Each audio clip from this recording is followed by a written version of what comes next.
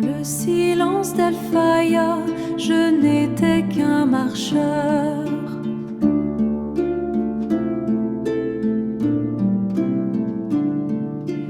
Fuyant le vacarme, cherchant l'odeur de la résine, l'humu me parlait d'un secret millénaire.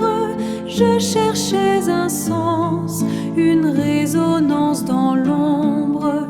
Et puis le craquement, le cri qui n'a pas de nom. La bête aux écailles d'encre, le massacre sacré. Sous ses servantiers gisait tragiquement beau. Le sang d'argent sur l'herbe d'émeraude, un adieu silencieux. Mais moi, je n'accepte pas la fin. Le bois d'Yves gémit, la corde mord ma chair. L'univers se réduit au creux de l'épaule sombre. L'immortalité d'un côté, la sauvagerie de l'autre. Moi, simple mortel, juge au bout de la flèche.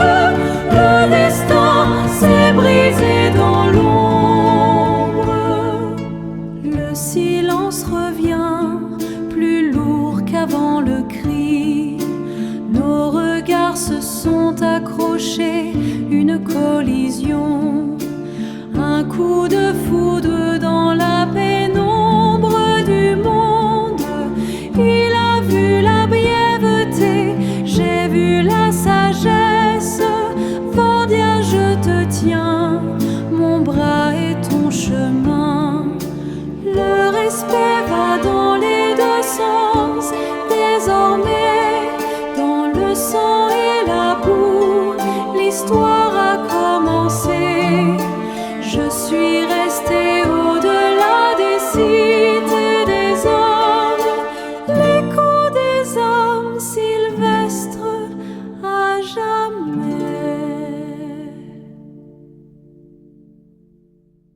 Titre: L'écho des âmes sylvestres, acte 1, scène unique, la clairière du destin. Personnage: Arturo, l'humain. Note de mise en scène: le plateau est plongé dans une obscurité presque totale. Seul un puits de lumière froide, imitant les rayons de lune perçant une épaisse canopée, éclaire le centre de la scène. Arturo entre lentement. Il ne porte pas d'armure rutilante, mais des vêtements de cuir patinés par de longues marches. Il tient un arc long en bois d'if, désarmé, qu'il caresse d'une main pensive. Son regard est lointain, tourné vers ses souvenirs. La salle résonne du chant lointain des grillons et du craquement du bois ancien. Le monologue est conçu pour être ample, laissant place au silence, aux respirations et au mouvement du conteur théâtralisé. Mouvement I, le poids du silence. Arturo s'arrête au centre de la lumière. Il lève la tête, fermant les yeux pour s'imprégner de l'atmosphère invisible. Arturo, d'une voix grave, presque un murmure qui enfle peu à peu.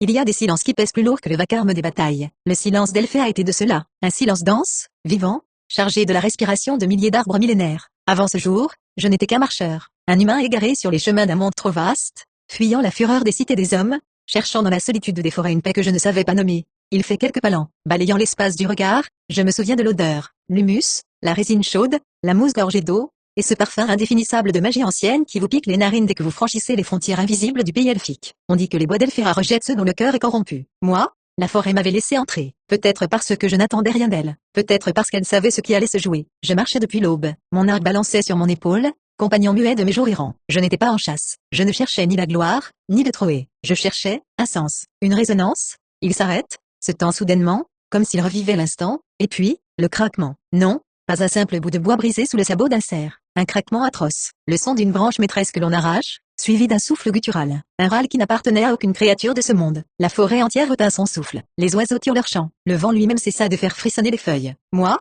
j'ai fait ce que l'instinct dictait tout homme qui sait la valeur de sa propre vie. Je me suis fiégé. J'ai écouté. J'ai laissé mes sens se déployer dans la pénombre verte de la clairière. Mouvement 2, l'abomination et la beauté. Arturo avance d'un pas vers le public, le visage tendu. Il mime lentement le geste de prendre une flèche dans son carquois imaginaire. Arturo. Je me suis glissé derrière le tronc massif d'un chêne, l'écorce rugueuse mordant la paume de ma main. C'est là que je les ai vus. Au centre de la clairière, la lumière tombait comme un rideau de poussière d'or. Et dans cette lumière, le massacre. Il y avait une créature, une masse d'écailles noires, luisante d'une sueur nauséabonde. Ses muscles roulaient sous sa carapace hideuse, ses griffes labouraient la terre sainte d'Elphea. Et ses dents, De longs poignards jaunâtres, dégoulinant de bave. Une erreur de la nature. Un cauchemar arraché aux entrailles de la terre. Mais ce n'est pas le monstre qui a arrêté mon cœur. C'est ce qui se trouvait sous ses griffes. Sa voix s'adoucit, tremblante d'une émotion intacte. Un elfe. Vorgia. Je ne connaissais pas encore son nom, mais à cet instant, il était la chose la plus tragiquement belle que mes yeux mortels aient jamais contemplée. Il était étendu au sol, la tunique déchirée, le flanc ouvert. Son sang, d'un argent liquide et pur, tachait l'herbe émeraude. Ses longs cheveux clairs étaient mêlés à la boue. Il tentait de repousser la bête, mais ses forces l'abandonnaient. La créature se dressa sur ses pattes arrière, rugissant son triomphe, prête à abattre ses serres pour disloquer l'immortel. Vorgia ne criait pas. Les êtres de sa race ont cette fierté insensée de regarder la mort en face, sans un gémissement. Il a fermé les yeux. Il a accepté la fin. Mais moi, je ne l'acceptais pas. Mouvement 3, la corde tendue, Arturo se met en position de tirage. Ses muscles se tendent, son regard se fait d'une concentration absolue. Le récit s'accélère, scandé par ses gestes. Arturo, à cet instant précis, je n'ai pas réfléchi. Je n'ai pas calculé les risques. Je n'ai pas pensé que cette bête pourrait se tourner vers moi et me déchiqueter en un instant. Il mime l'action avec une précision millimétrée. Ma main a saisi mon arc. Mon autre main a encoché la flèche. J'ai levé l'arme. J'ai tiré sur la corde cryonique. Le bois d'if s'est courbé, gémissant sous la tension. La corde a mordu la chair de mes doigts, brûlante, exigeante. J'ai bloqué ma respiration. L'univers entier s'est réduit à un point minuscule, le creux de l'épaule de la bête, là où les écailles semblaient moins épaisses, là où battait son cœur corrompu. L'immortalité d'un côté, la sauvagerie de l'autre. Et moi, simple mortel, juge et bourreau au bout de cette flèche. Un silence lourd. Arturo relâche violemment ses doigts. Un bruit sec claque sur scène. F et SH. La flèche est partie. Un trait de lumière filant dans l'ombre. Elle a traversé la clairière avec un sifflement de mort. Elle a frappé. Le choc a été si violent qu'il a résonné contre les troncs. Le monstre a poussé un hurlement à rendre fou. Un cri d'agonie qui m'a glacé jusqu'aux os. Il s'est cabré, griffant le vide, cherchant son assassin invisible. Puis son corps massif s'est effondré dans un fracas de branches brisées. Mort. Avant même d'avoir pu comprendre mouvement 4, la reconnaissance, Arturo abaisse son arc. Ses épaules se relâchent. Il marche lentement, comme s'il s'approchait du lieu du combat. Arturo, le silence est revenu. Plus profond, plus lourd qu'avant. L'odeur du sang argenté et de la bête morte flottait dans l'air. Je suis sorti de ma cachette. L'arc toujours à la main, mais la flèche baissée. J'ai marché vers le centre de la clairière. Mes bottes écrasaient doucement les feuilles mortes. Vorgia, haletant, a ouvert les yeux. Nos regards se sont accrochés. Je n'oublierai jamais cet instant, quand bien même je vivrais 1000 vies humaines. Ce n'était pas seulement le soulagement d'une proie sauvée par un chasseur. C'était une collision. Le fracas silencieux de deux âmes qui se reconnaissent dans la pénombre du monde. Un coup de foudre, d'une évidence implacable. Il a vu en moi la brutalité de la survie, la brièveté brûlante d'une vie humaine capable de trancher le destin. Et j'ai vu en lui la sagesse des âges, la noblesse d'un esprit lié à la terre elle-même. Il a pris appui sur ses bras meurtris. Il a voulu se redresser, par dignité, par cette noblesse intrinsèque qui refuse la faiblesse. Mais la blessure était trop profonde. Ses muscles l'ont trahi, et il est retombé lourdement vers le sol. Mouvement 5, le pacte des égaux.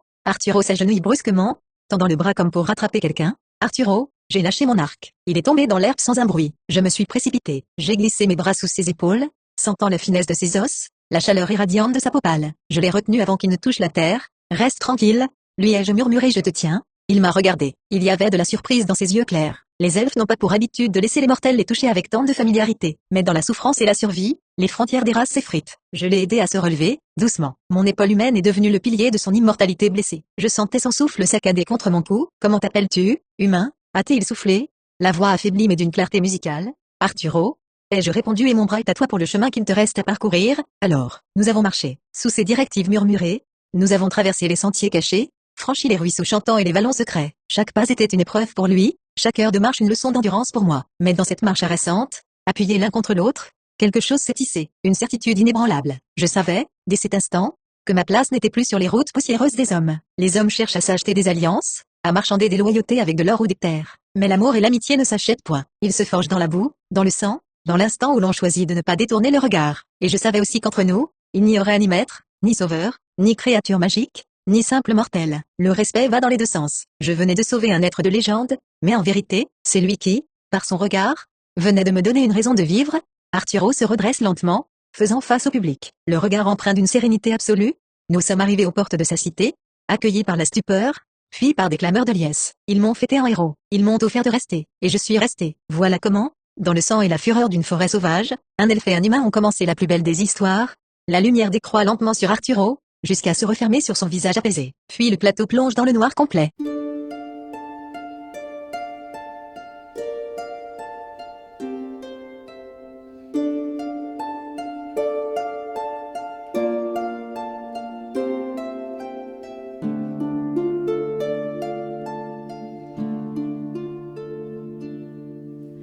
La tempête s'est tue, le temps sortir en paix. Tu écoutes le sol, le souffle des racines.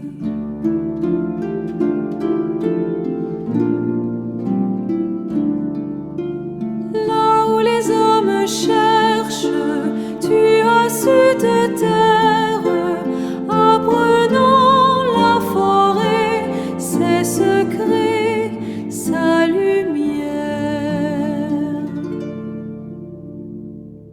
Ballon des roses, murmure du lilas, la terre nous offrait ses parfums en éveil, sans mots pour dire l'heure, sans besoin d'apport, juste l'amitié pure sous le même soleil.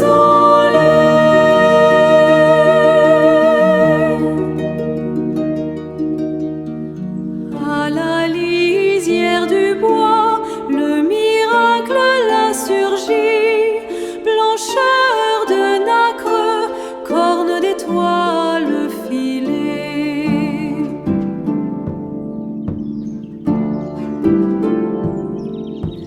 Elle a lu dans ton âme une noblesse sans titre, l'humain et l'immortel,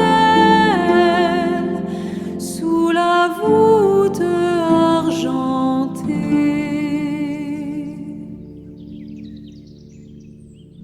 Les ficelles d'argent se glissent, le temps est un adversaire, mais nos rires résonnent encore dans la clairière.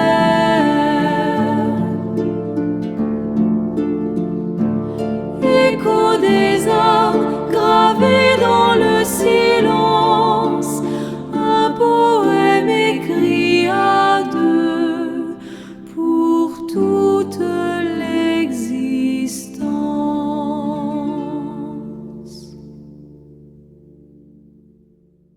Titre, L'écho des âmes sylvestres, acte 2, scène unique, les saisons de l'âme personnage, Vorgia, l'elfe, note de mise en scène, le plateau baigne dans une lumière dorée et chaleureuse, évoquant un soleil de fin d'après-midi filtrant à travers le feuillage. L'environnement sonore est essentiel ici, on doit entendre le bruissement léger des feuilles, le murmure lointain d'un torrent, et par moments, des notes cristallines, presque irréelles. Vorgia entre en scène. Ses mouvements sont fluides, aériens, mais ancrés. Il ne s'adresse pas seulement au public, il s'adresse à l'espace, à la mémoire. Il porte une tenue simple, légère, sans apparat. Ce monologue, pensé pour le conte théâtralisé, invite à écouter les silences, à ressentir les textures et les parfums invisibles.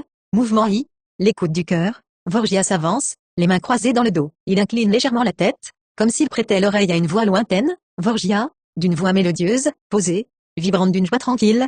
Les mortels croient souvent que la magie réside dans le feu qui jaillit des mains, ou dans les pierres qui s'élèvent sur un simple mot. Ils se trompent. La véritable magie, c'est le temps qui s'étire. C'est la paix qui s'installe après la tempête. Je me souviens des mois qui ont suivi l'attaque de la bête. Ma chair, déchirée, se refermait lentement, nourrie par la sève de notre terre et par la présence de cet humain. Arturo, au début, les miens l'observaient avec méfiance. Un mortel dans le royaume d'Elphéa, c'est une étincelle dans un champ de blé sec. Mais Arturo n'était pas comme les hommes des légendes anciennes, avide de conquête et bruyant de certitude. Il sourit doucement, fermant les yeux pour mieux convoquer le souvenir.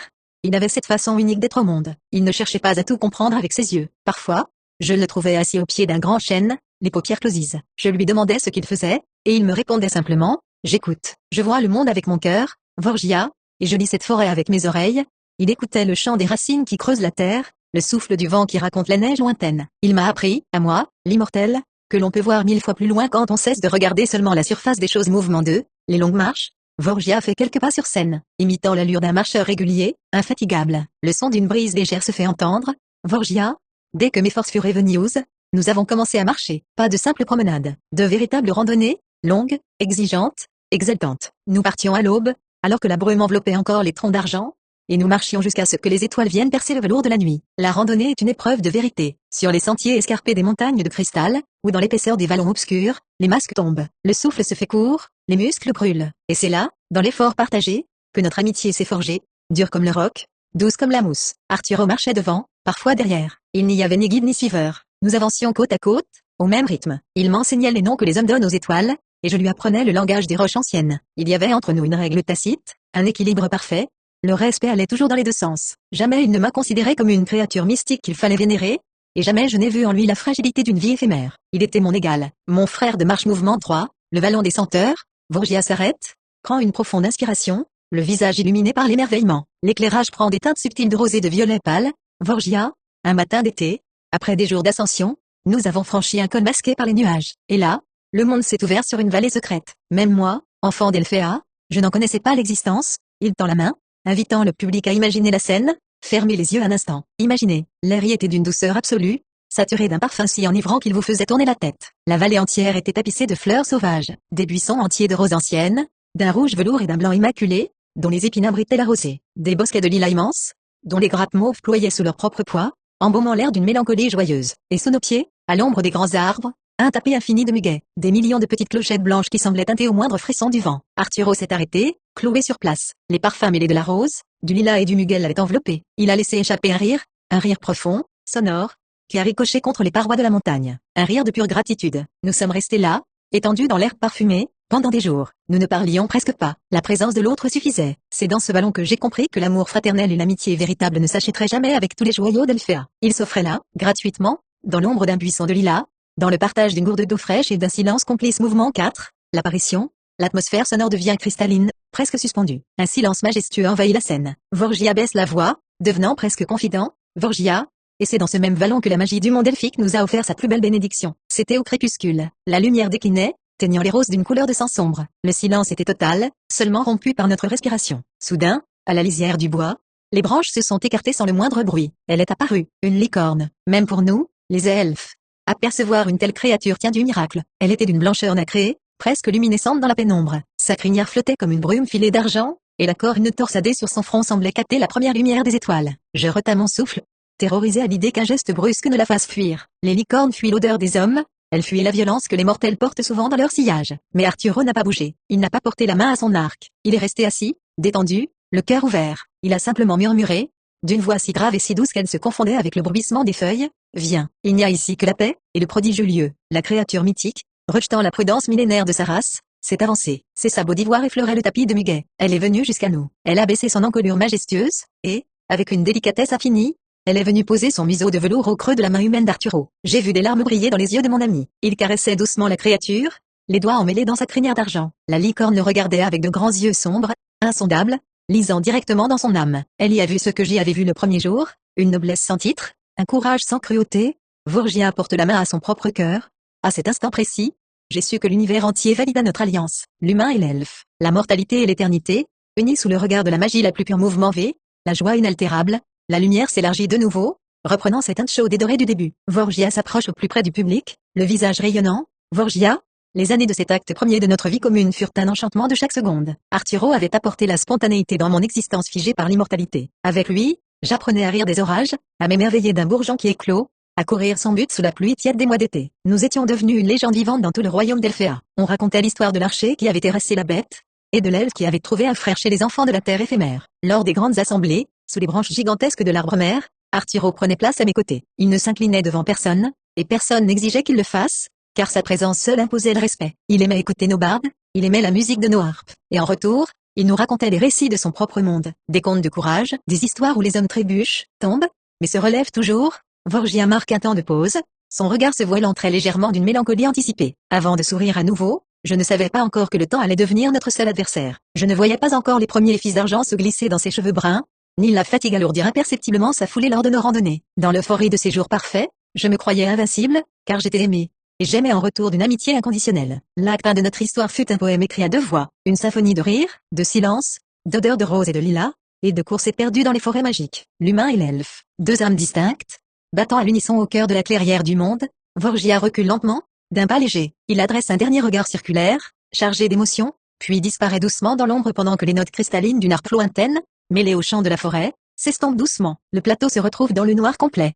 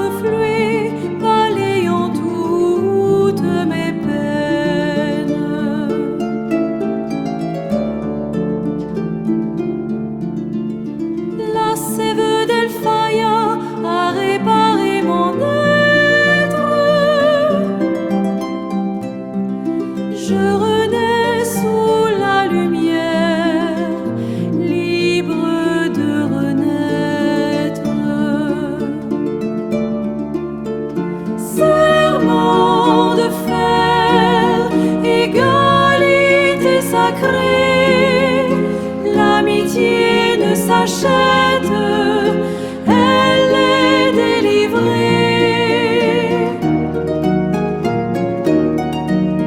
Ni maître, ni prison, le pacte est scellé. Entre mortels et elfes, le respect est gravé.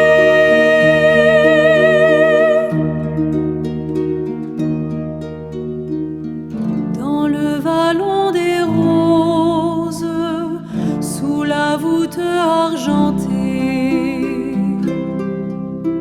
la pureté nacrée est venue se présenter. Je caresse le velours, loin de toute entrave. La magie est sauvage et jamais esclave. Arturo l'Éternel, arpentant les chemins, jeune à jamais, tenant le destin en main. Porté par ce lien, symphonie de lumière, je danse vers demain, au cœur de la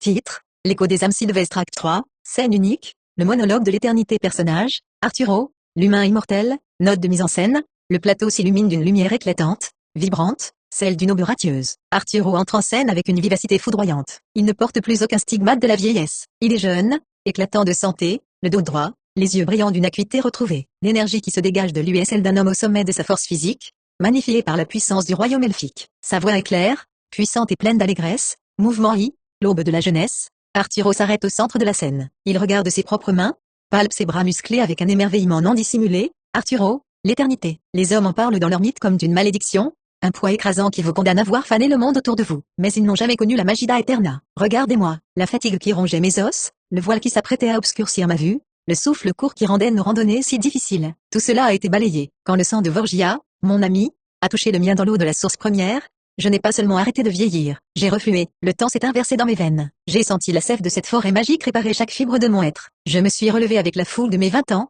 mais avec la sagesse que seules les décennies peuvent forger. Le cadeau des elfes ne fut pas seulement de me garder en vie, ce fut de m'offrir à nouveau la beauté insolente de la jeunesse. Mouvement 2, le théâtre de l'âme, il se met à marcher sur la scène avec une aisance féline, occupant tout l'espace. Arturo, avant ce miracle, alors que mon corps humain déclinait, je voulais laisser un héritage à ce royaume qui m'avait tant donné. J'avais créé notre petite troupe dans l'amphithéâtre naturel du petit théâtre des Vallières. Le valet de cœur, c'est là, guidé par l'esprit bienveillant de Marie-Françoise, notre muse intemporelle, que je mettais en scène les histoires incroyables que je portais en moi. Je leur racontais des épopées de science-fiction, des voyages vers des astres lointains, des thrillers complexes et des mystères qui faisaient frissonner même les plus anciens des immortels. Dans cet espace sacré, nous avions une règle d'or, une loi inviolable, les critiques, qu'elles soient positives ou négatives, doivent toujours être constructives. L'art et l'amitié se nourrissent de bienveillance, jamais de mépris. C'est ainsi que l'humain que j'étais continuait d'inspirer les êtres de Féerie. Mouvement 3, le serment du libre arbitre, il s'arrête net, son expression devenant plus grave, plus solennelle. Il s'adresse directement au public, Arturo, mais n'allez pas croire que j'ai accepté l'immortalité sans condition. Lorsque Vorgia a plaidé ma cause devant la haute délégation des anciens,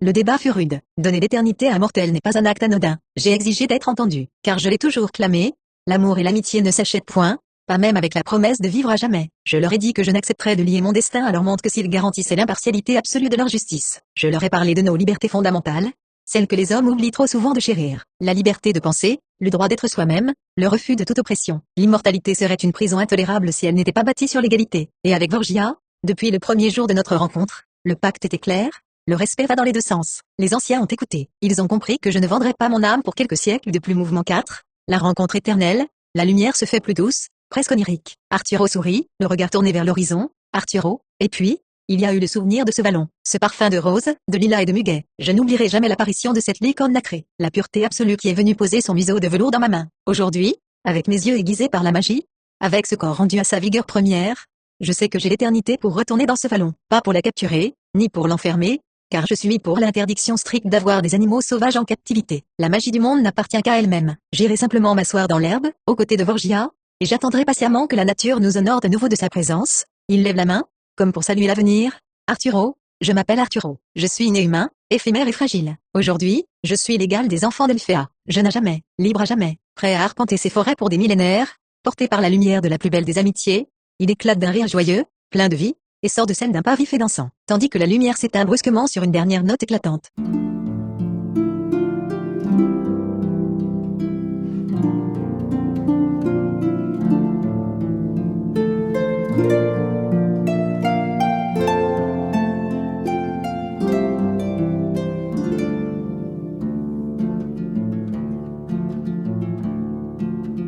Dans l'ombre lourde où l'ivre se courbe, le fer noir mordait l'herbe pure. Un souffle rauque, une griffe immonde contre un éclair de chevelure.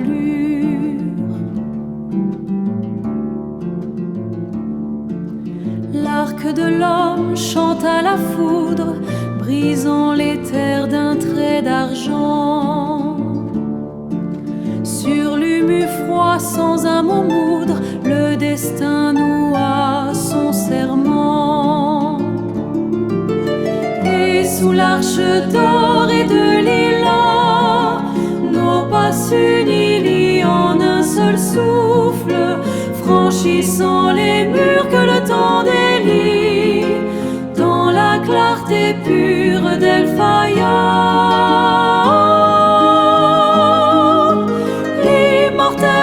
L'aube humaine, l'humain goûte à la sève ancienne. Au creux du val, l'air se finacre entre les lys et l'aubépine. Blancheur de lune, crinière d'astre, la pureté vint à ma poitrine. Elle posa son front de soie contre la lage rongée. Le monde s'effaça dans sa foi quand l'animal nous protégeait. Et sous l'arche d'or et de lilas, nos pas s'unissent en un seul souffle, franchissant les murs que le temps délie, dans la clarté pure d'Elphaïa.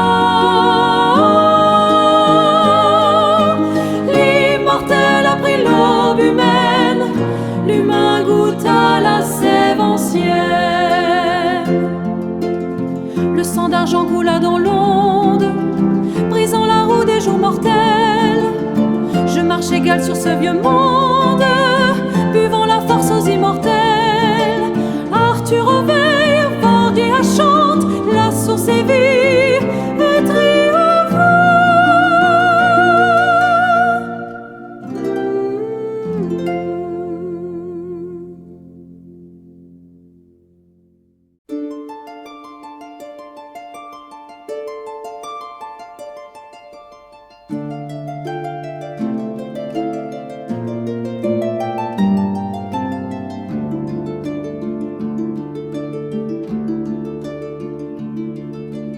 Dans le vallon long de nacre et de velours, les roses murmurent un chant sans détour.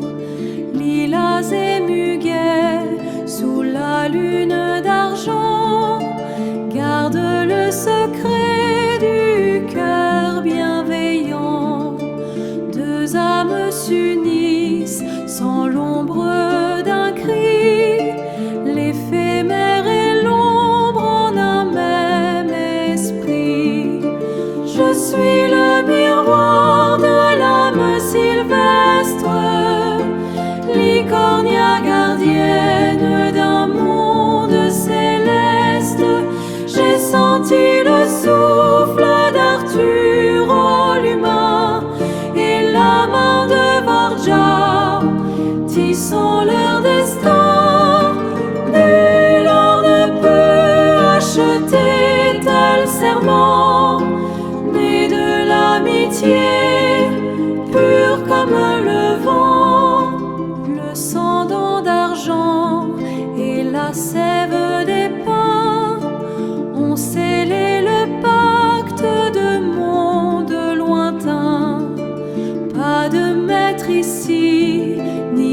esclaves du temps, juste deux frères sous le firmament. Le respect circule, onde après onde, guérissant les plaies de ce vieux monde. Je suis